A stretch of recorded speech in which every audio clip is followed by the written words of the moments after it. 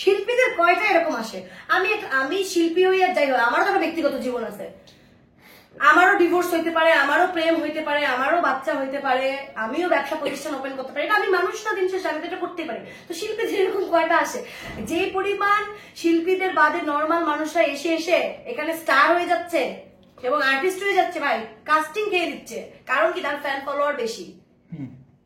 কারণ সে এটা করতে পারবে নাকি? এরকম অভিনয় আমি এরকম সেদিন এক সেটে গিয়ে দেখছি, আমি তাকে সোশ্যাল মিডিয়ায় দেখছি, তাকে আমি ওইভাবে চিনি না, কিন্তু সে নাকি এখানকার আর্টিস্ট।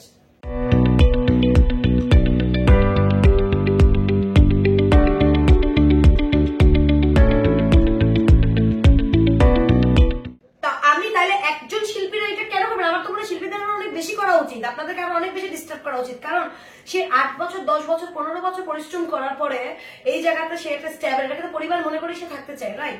থাকার পরেও সে তার কাজটা পায় না, তার কাজ এসে এখন অন্য ভিউ হয়ে গেছে 2 মিলিয়ন 5 মিলিয়ন সে নিয়ে যাচ্ছে। ভাই তা আমার ক্ষোভটা আমি কই যাবো? আমি শিল্পী, আমি তো আপনাকে গিয়ে অ্যাসিড মারতে পারবো না, আমি তো কোপাকুপি করতে পারবো না, আমার তো চুলাচুলি করা।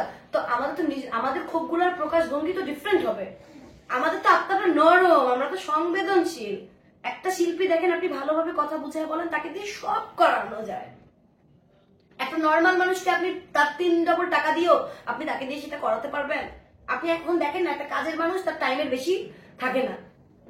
আর আমরা যদি 8 ঘন্টা বলে আমাদের জীবনে কিছু যদি বলে যে না আপু আসবেন, এই তো এরকম চলে যাবে 8 ঘন্টা 10 ঘন্টা 12 ঘন্টা 14 ঘন্টা 16 ঘন্টা বলতেছি টায়ার্ড লাগতেছে, এরকম লাগতেছে সেরকম, তারপর কাজটা করে দিয়ে আসি না? তাহলে আমরা নরম, এই নরমটাকে এই যত্ন করেই আসলে মানে ট্রিট করা উচিত। কিন্তু আমরা এত বেশি অযত্নের মধ্যে পড়ে গেছি, তো জিনিসটা আসলে আর হচ্ছে না, বিষয়টা এরকম।